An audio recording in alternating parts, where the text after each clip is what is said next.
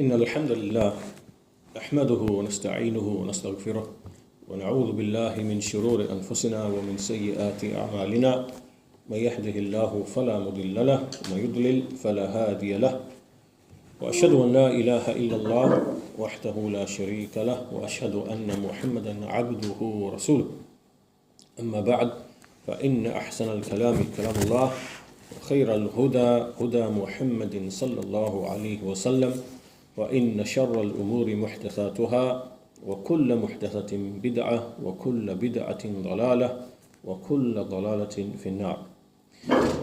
So this is our fifth lesson on the Sharh, the explanation of Nawaqid al-Islam of Shaykh al-Islam Muhammad bin Abdul-Wahhab Rahimahullah, and we are currently going through the commentary of Shaykh Ubayd al-Jabiri حفظه on the first Nawaqid, and we reached the first ayah that Shaykh al-Islam Muhammad bin Abdul-Wahhab Rahimahullah cited in mentioning this nullifier of Islam, and that is the well-known, the famous verse, إِنَّ اللَّهَ لَا يَغْفِرُ أَن يُشْرَكَ بِهِ وَيَغْفِرُ مَا دُونَ ذَلِكَ لِمَنْ يَشَاءُ. Indeed, Allah does not forgive that partners should be set up with Him in worship, but He forgives what is less than that to whomever He wills. The Shaykh mentioned some benefits in relation to that, and so today we are going to go through the next verse mentioned by Shaykh al-Islam. And so our lesson starts here today. The second ayah the Shaykh says is the ayatul Ma'idah, is the ayah in Surah al-Ma'idah. And we notice that in the ayah, Shaykh al-Islam does not quote all of the ayah. He quotes from the end of the ayah. إِنَّهُ مَنْ يُشْرِكْ بِاللَّهِ فَقَدْ حَرَّمَ اللَّهُ عَلَيْهِ الْجَنَّةَ وَمَأْوَاهُ النَّارُ وَمَا لِلظَّالِمِينَ مِنْ أَنصَارٍ. Indeed, the one who associates partners with Allah in worship, then Allah has made paradise unlawful for him, made it haram for him, and his abode will be the hellfire, and the wrongdoers will not have any aiders. And the full verse in Surah Al-Ma'idah, the Shaykh says that from the habits of the people of knowledge is that sometimes they want to allude to the entire verse, but they mention just part of the verse. But the intent is to allude to the entire verse. And this is something that we see by looking comprehensively at the writings and the statements of the scholars. And in instances where they just want to allude to the entire verse, they limit themselves to mentioning just a portion of the verse. The intent is not just to restrict what they want to say just to that part of the verse, but so that the listener understands that the entire verse is being alluded to, and that if you return back to the entire verse, you will find that there are issues and affairs and benefits that the Shaykh actually intends by alluding to that, to that verse. So this is what the Shaykh explains, and then he says the complete ayah, the full verse, is the statement of Allah Azza wa Jal, لَقَدْ كَفَرَ الَّذِينَ قَالُوا إِنَّ اللَّهَ هُوَ الْمَسِيحُ ابْنُ مَرْيَمَ وقال المسيح يا بني إسرائيل اعبدوا الله ربي وربكم. Indeed, have disbelieved those who say indeed Allah is al-Masih, the Messiah, the son of Mary. وقال المسيح, but indeed al-Masih, the Messiah, said, يا بني إسرائيل, O children of Israel, اعبدوا الله ربي وربكم. Worship Allah, who is my Lord and your Lord. And then the rest of the ayah, إِنَّهُ مَنْ يُشْرِكْ بِاللَّهِ فَقَدْ حَرَّمَ اللَّهُ عَلَيْهِ الْجَنَّةَ وَمَأْوَاهُ النَّارُ. Indeed, the one who associates partners with Allah, then Allah has made paradise unlawful for him, and his abode is the hellfire. So the point of evidence in this verse that Shaykh al-Islam intends is that anyone who commits major shirk, the one who commits major shirk, and he dies upon that, then paradise has been made unlawful for him, and his abode will be the hawiyah, the fire. وَمَا لِلظَّالِمِينَ مِنْ أَنصَارٍ. And the wrongdoers have no helpers, will have no helpers. So the ظالمون والظالمون in this ayah is the mushrikun, because dhulm is shirk. Dhulm is shirk. And we see in another ayah in the Quran, Inna Shirka la dhulmun azim, the statement of Luqman to his son. Inna Shirka la dhulmun azim. In Surah Luqman, Surah 31. So here, وَمَا لِلظَّالِمِينَ, for the wrongdoers there are no aiders, then this is the mushrikun. Why? Because they wronged themselves. They committed dhulm upon themselves because they responded to shaitan, they responded to Iblis. Iblis called them to invoke others besides Allah, to worship others besides Allah, to be ungrateful for the favors of Allah, and to assign the favors of Allah to other than Him, and to worship them alongside Him or besides Him. And so such people who turned away from Allah in this manner, then they will have no aiders, they will have no supporters on Yawm al-Qiyamah. And so this also is a proof in this ayah that intercession, ash-shafa'ah, is only for the people of Tawheed, and it is not for the people of Shirk. So the one who dies upon Shirk and does not make Tawbah, then there will be no intercession for such a person at all. So this is the ayah then, this is the ayah in general, and then the Shaykh mentions that in this ayah there are numerous other points that we can take as well from this ayah, numerous other benefits as well. So the first benefit that the whole ayah contains is, first of all, that Al-Masih Ibn Maryam, he will free himself from the Christians, those who call themselves the Christians, in making him into an ilah, in turning him into an ilah, turning him into a deity, one that they worshipped besides Allah. And this is because Allah Azza wa Jal, He clearly said, لَقَدْ كَفَرَ الَّذِينَ قَالُوا إِنَّ اللَّهَ هُوَ الْمَسِيحُ ابْنُ مَرْيَمَ. Indeed, certainly have they disbelieved those who say Al-Masih, Jesus, the Messiah, is the Son, is Allah, that the Messiah, son of Mary, is Allah. So Allah attributes disbelief to them clearly in this ayah. So they disbelieved, and everyone from the Muslims, the general folk, the common folk, they know this, that the Nasara are disbelievers on account of this. And they obviously they took Isa ibn Maryam as an ilah, because if you look at, there's numerous reasons for it, but one of the reasons is that from the jahl of the Christians is that when they looked into the Torah, and in the Torah we see there are often words such as the children of God, the Son of God, and God the Father, and this type of language, which to the Bani Israel, it was clearly understood what this speech meant. It meant a righteous person. When it is said that so-and-so are the children of God, it means that they are righteous people, pious people. They observe the law, they observe Allah's commandments, and so therefore they are His children in a like a metaphorical sense to refer to a righteous, pious person. And so you can see this type of language in the Torah, in the writings of the Torah, which are present, which are present. And so what they did when this message came to those people, the Romans and the Greeks and other people, and then they hear this language, the sons of God, or the Son of God, and the children of God, and so on and so forth, they, from their point of view, they're already accustomed to beliefs in deities. Apollo is the son of,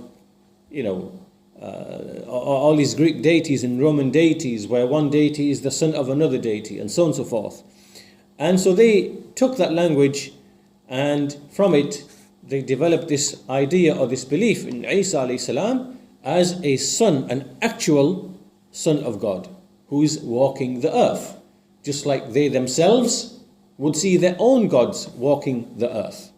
Gods whom they claimed represented, were manifestations of Allah, manifestations of God to them. So this is from the jahl of the Christians, and every rational person, every aqil from the Muslims, he knows that this is disbelief. This is clear, manifest disbelief that those Nasara that they fell into, and then those who came after them became even worse. Right? The ones, the Roman pagans and the Greek pagans who came afterwards, and they adopted this belief then everyone knows the disbelief in such a statement. The second point taken from the ayah, in fact the second point that we take in relation to the ayah, is that Shaykh al-Islam Muhammad ibn Abdul-Wahhab, rahimahullah, he alludes to something which enters into the shirk that is mentioned by the verse, and that is al-dhabhu li ghayrillah, to sacrifice to other than Allah.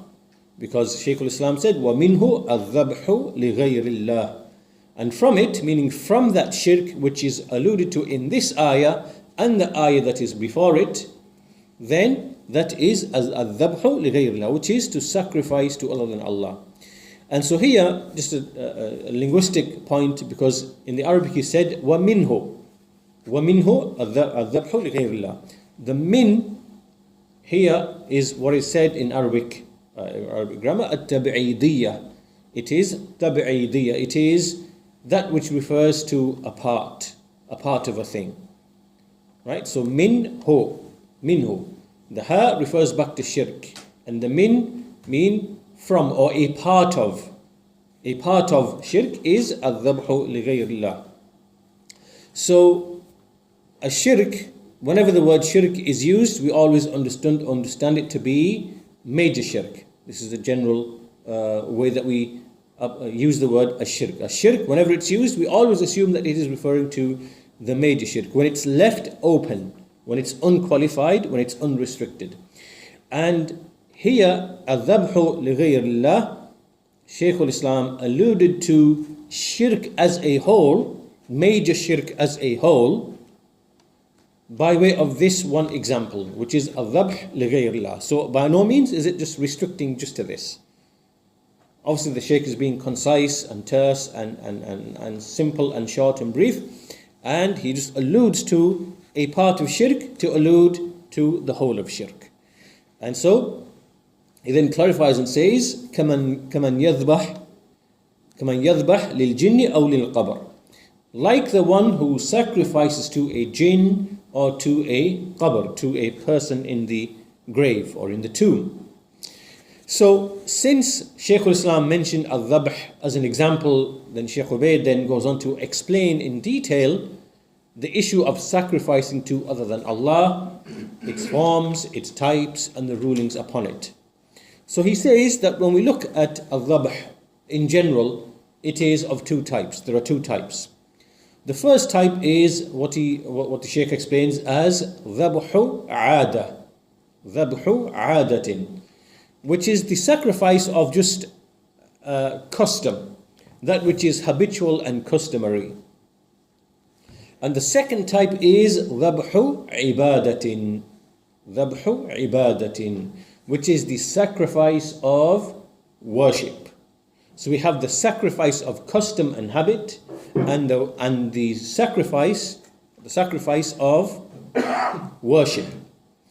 So he explains each one, and he says, as for the first, dhabhul aada, which is the dhabh of the habit and custom, he says in this there is neither any reward nor is there any type of burden.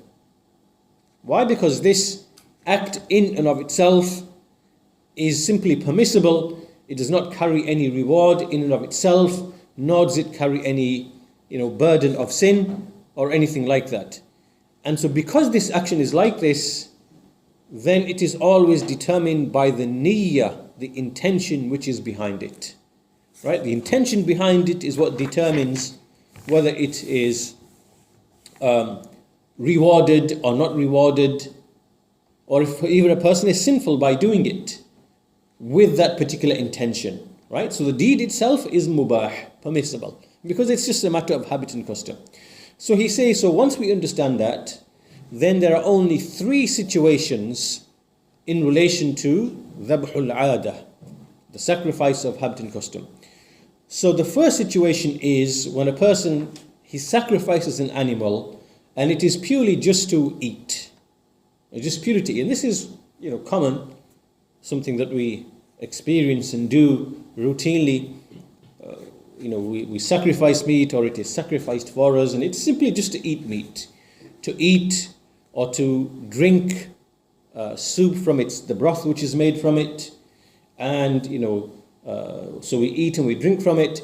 All of this has no reward, no burden of sin, because the asal here is simply permissibility. And so anyone who does this deed, there's no niyyah he has inwardly, there's no intention at all, then there's no reward, nor is there any burden. And so in this respect, the Shaykh mentions the ayah, هُوَ الَّذِي خَلَقَ لَكُم مَا فِي الْأَرْضِ جَمِيعًا. He is the one who created for you all that is in the earth. Surah Al-Baqarah 2 verse 29.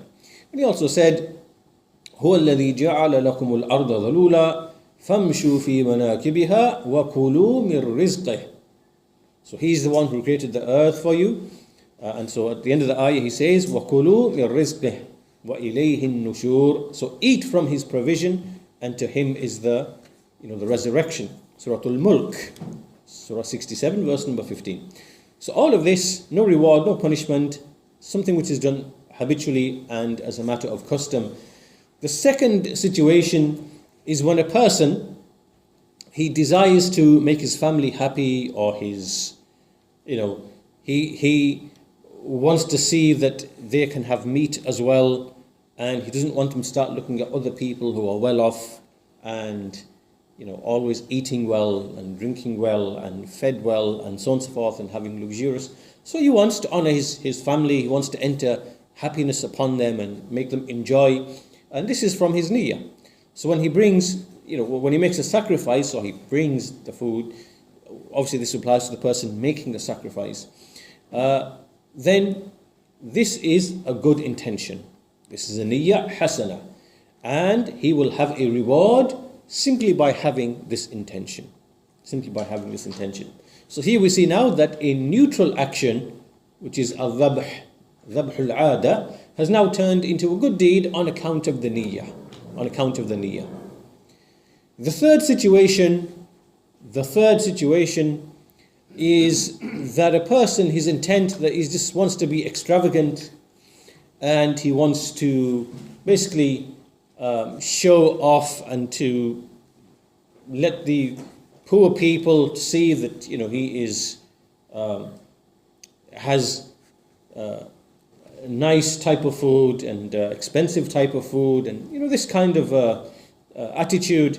Then all of these are from the evil affairs, and upon him is a burden of sin on account of this.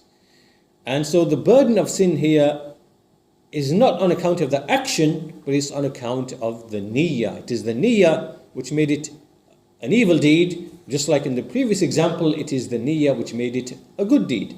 Why? Because the deed itself is basically neutral. It is neither rewarded nor punished for it in and of itself. It is simply something which Allah has made permissible.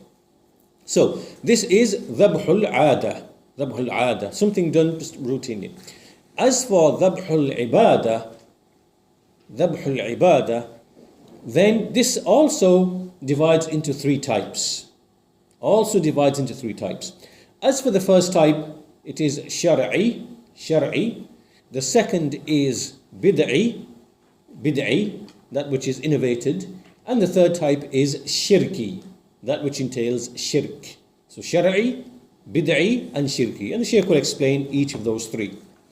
So as for the shar'i, that which is legislated and which is a righteous deed, and which if performed for Allah, then it is rewarded.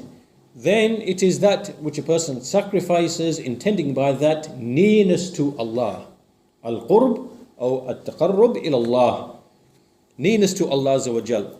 So this would be like the sacrifices on the adhiyah, the hadi, on the Eid, sacrifice Eid al-Adha, and likewise honoring the guest.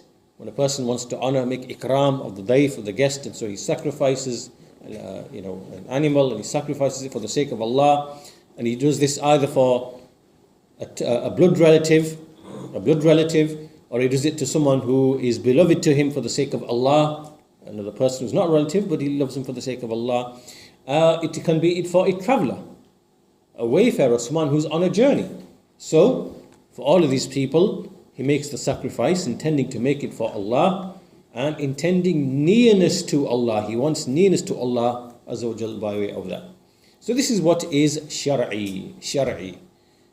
Either the Adhiya on Eid al-Adha and those types of sacrifices, or to someone who is a near relative, or to a wayfarer, someone who's on a journey, and the likes of that. And this is what is Shar'i, because these are legislated. The second type is Bid'i. And the example of this is what people do by the graves of the righteous. And so what they do is they come to the grave and they make a sacrifice by the grave. They are not sacrificing to the inhabitant of the grave. Right? So remember, this is bid'i. It is not shirki. This is bid'i. So bid'i meaning that it does not reach the level of shirk, but it is done in a way which opposes the sharia. And so these people, they come to the grave and they think that this place has some sort of excellence, has some sort of virtue, and that if they were to sacrifice at this place, it is more likely to be accepted by Allah because this place has some significance or some virtue. And it is better to give charity whilst at this place, or to sacrifice at this place, and the likes of these affairs. So remember here, they are not worshipping other than Allah. This worship is for Allah, but it is done in a manner which entails bid'ah in the religion. And this is a dhabh bid'i, because the person did not intend the person in the grave, but he intended to perform this act of worship in a manner with some specifics which are not found in the Sharia. And also this is a wasila, it is a means, a dhari'ah, a means to shirk itself. Bid'ah is a means towards shirk, and that's why we are forbidden from doing deeds which are not in agreement with the Sharia, with the Sunnah. And so this is bid'i. The third, which is a shirki. Now this is when a person, he performs a sacrifice, and he performs a sacrifice in order to, for example, ward off evil.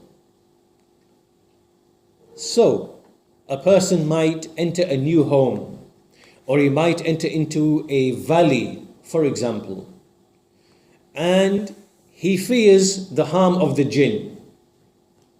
So what he does is he sacrifices in order to please the jinn as a means of warding off their evil. So that if he sacrifices to them, the jinn will be happy and they will leave off any harm. They will not harm him in himself, in his home, in his family, even in his livestock, in his animals that he has, his sheep, his cows, his camels, or whatever else. Right? So he intends to ward off evil from the jinn. Right, so this is a clear manifestation not with shirk. Why? Because he's sacrificed an animal for the sake of other than Allah, to ward for a benefit, to ward off some evil. Similarly, a person might sacrifice at the grave intending the person in the grave. And so here what he wants is that he wants protection. He believes that sacrificing for the wali, that wali now will somehow ward off evil from him or bring some good to him. He will win favor with the wali. And so some harm will be repelled or some benefit will be acquired. And so this is why he's sacrificing now. Right? So this is also a clear instance of shirk. So this dhabh is shirki irrespective of what it is that he's sacrificing. Whether it is, a camel, a cow, a chicken, or even just a small bird or a mouse, or it doesn't matter what it is. The thing being sacrificed does not matter. What matters is that it is being sacrificed to other than Allah Azza wa Jal. So this then concludes the discussion of the Shaykh on the types of dhabh, the types of sacrifice. We have dhabhu adatin and dhabhu ibadatin, and each of them are three types. Then the Shaykh moves on and he says that to conclude our discussion of shirkul ibadah, the shirk of ibadah, we'll finish by mentioning another four types that enter into shirk. Four major types of shirk. So we mentioned al-dhabh because that was the example given by Shaykh al-Islam Muhammad bin Abdul-Wahhab, Rahmahullah. So the Shaykh will now conclude the rest of the discussion by discussing 4 other types of shirk. So the first of them is shirkud du'a, which is the shirk of calling or invoking upon other than Allah. So, for example, they might invoke an angel, Ya Jibreel, or they might call upon a prophet, as some people say, Ya Muhammad, sallallahu, or they might ask for shafa'ah, Ash-shafa'ah ya Rasulullah, or Messenger of Allah, grant us shafa'ah. Why is this shirk? This is shirk because a person is asking, remember, shirk is to invoke someone for something which only Allah Azza wa Jal has the power over.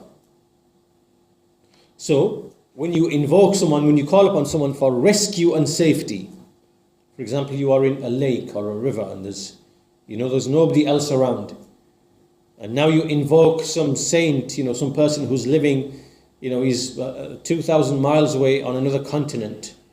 Shaykh so-and-so, save me, help me. Clearly here, you are doing this action on the basis that you believe that the Shaykh, first of all, can hear you. Secondly, that he has the ability and the power to actually rescue you.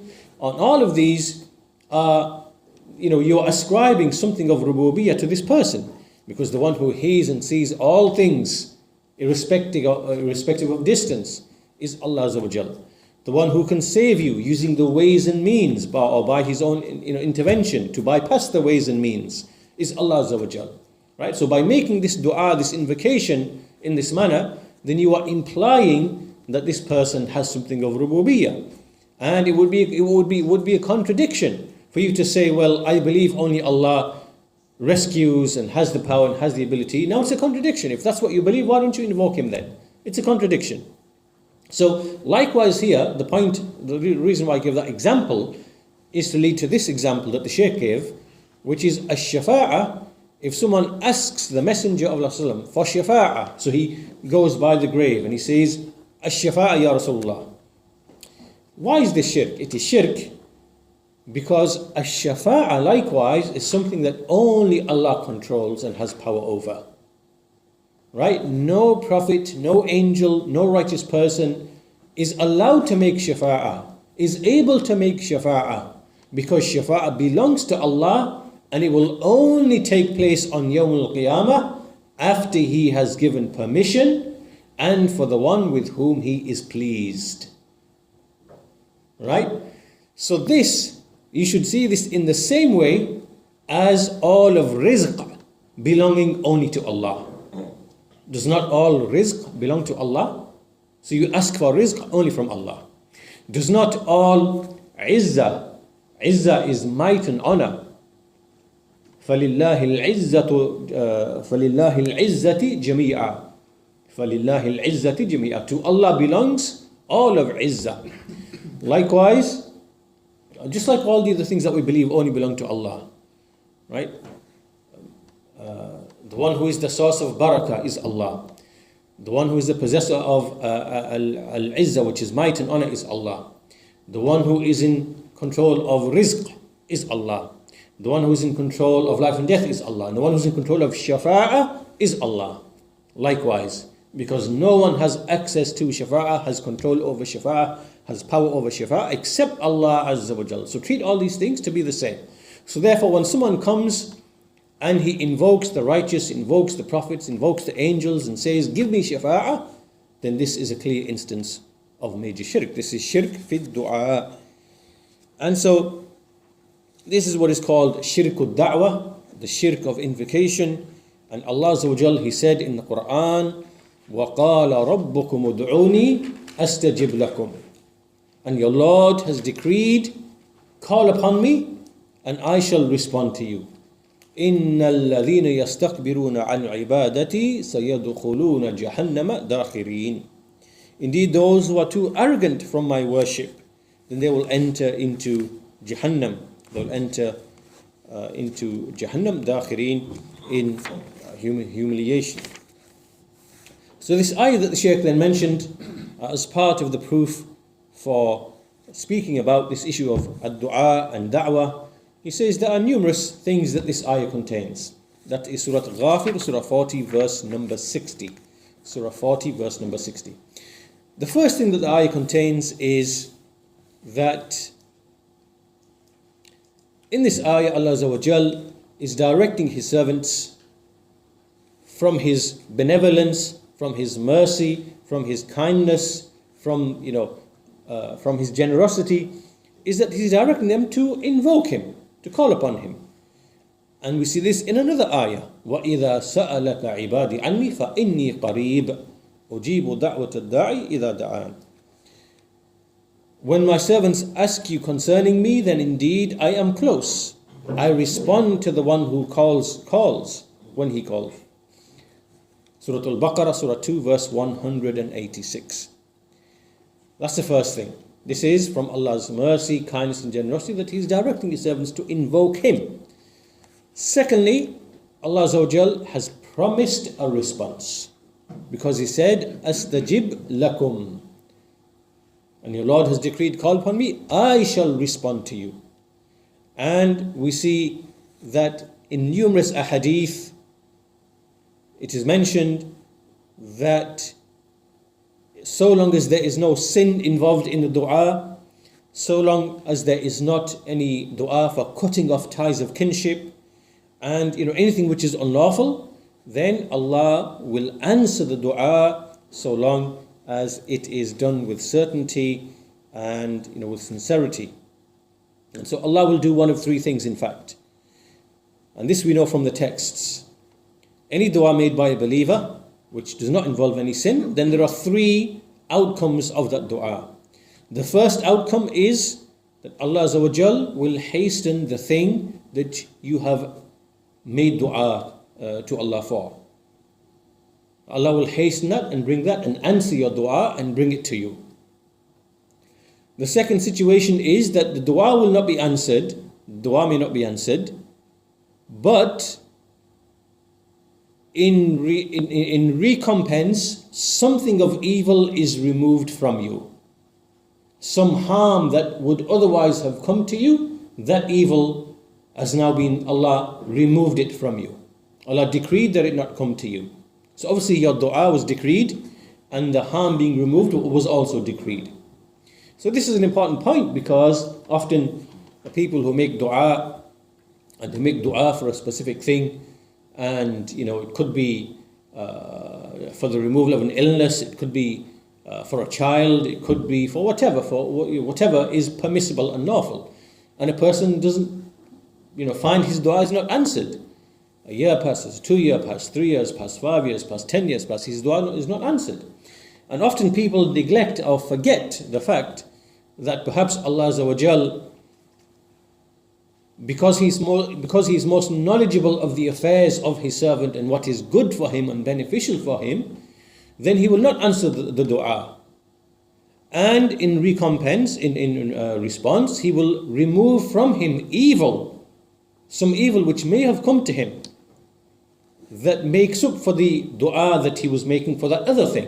And so this person not realizing this, because obviously a person cannot know evil which hasn't come to him, right? So a person cannot appreciate calamities that haven't actually come to you.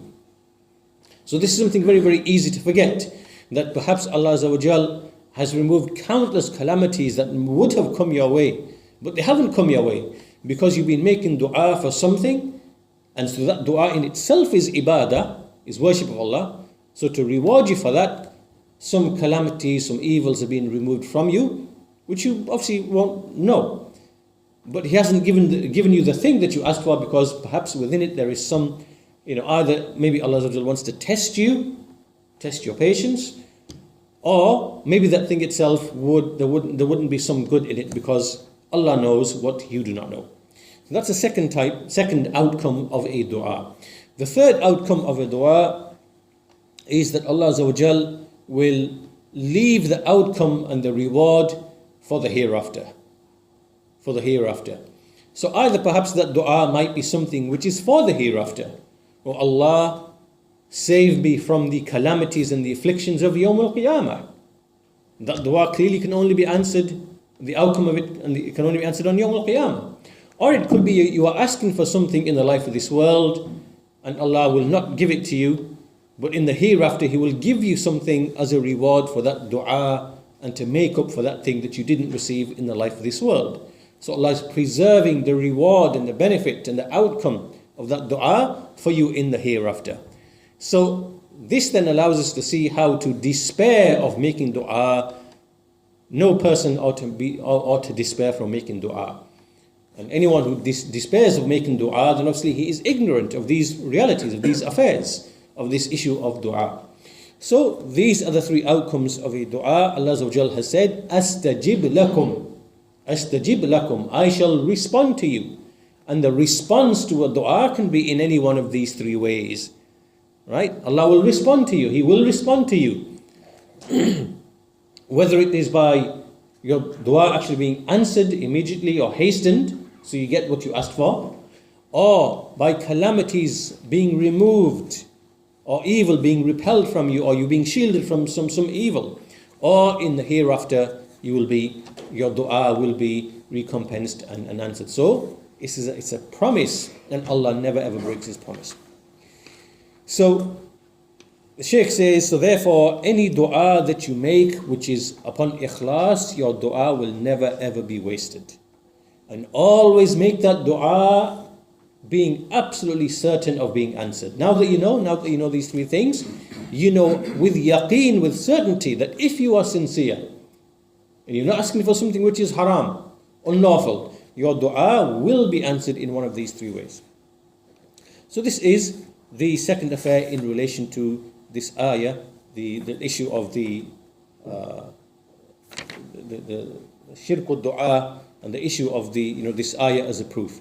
So the proof then in relation to our topic is that in this ayah, Allah Azza wa Jal, He first of all He called ad-du'a to be ibadah. So reflect upon the verse. He said, وَقَالَ رَبُّكُمْ ud'uni astajib lakum. So at the beginning of the ayah He said, and your Lord decreed, make dua to me. He used the word dua. Then at the end, later in the ayah He said, إِنَّ الَّذِينَ يَسْتَكْبِرُونَ عَنْ عِبَادَتِي. He then changed to using the word ibadah. Dua at the beginning and ibadah to refer to the same thing. The one who is too arrogant from worshipping me, meaning from invoking me. So this is a proof that a dua is in fact ibadah.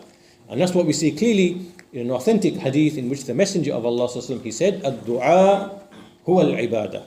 Ad-du'a huwa al-ibadah.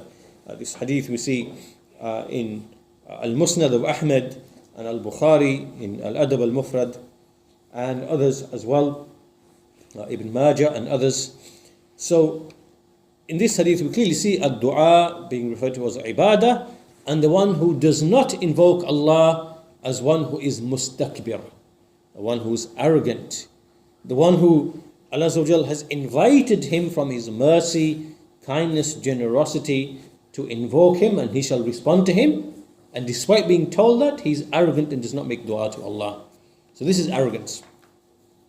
And everybody knows, the Shaykh says, that even just purely from the fitrah, everyone knows that when there is a generous person who invites you to something, this person is a generous person, he's making an invitation for you or to you, and you do not respond to him, this now is a kind of transgression. And it is a type of evil manners, bad manners, su'ul adab, with that person. And so if this is with the person, then who is more generous? Who is more kind and generous than Allah Azza wa Jal?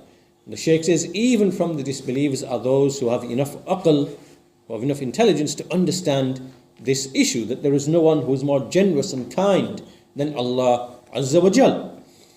And so therefore, when Allah Azza wa Jal invites you to invoke Him and make dua to Him and promises that He shall respond, then it is upon you to invoke Him alone, do so sincerely, ask only for that which is permissible and lawful, and be certain in your dua. The fourth affair that we take from this ayah is the severe threat سَيَدْخُلُونَ جَهَنَّمَ دَاخِرِينَ. They shall sure enter Jahannam. And they will remain there in Dakhirin. Shaykh says, هو الخلود في النار. They will enter therein for eternity. Al-Khulud. Now we see that there are numerous texts as well in the Sunnah which mention the same thing that we find in the ayah, and they mention ad-du'a from the types of Shirk al-Akbar, and from them is what is reported by al-Bukhari and Muslim from Ibn Mas'ud radiallahu anhu, who said that the Messenger of Allah he said, "Man mata wa huwa yad'u min duni Allahi niddan dakhala an-nar." Whoever dies whilst he is invoking or calling upon a rival to Allah, he will enter the hellfire.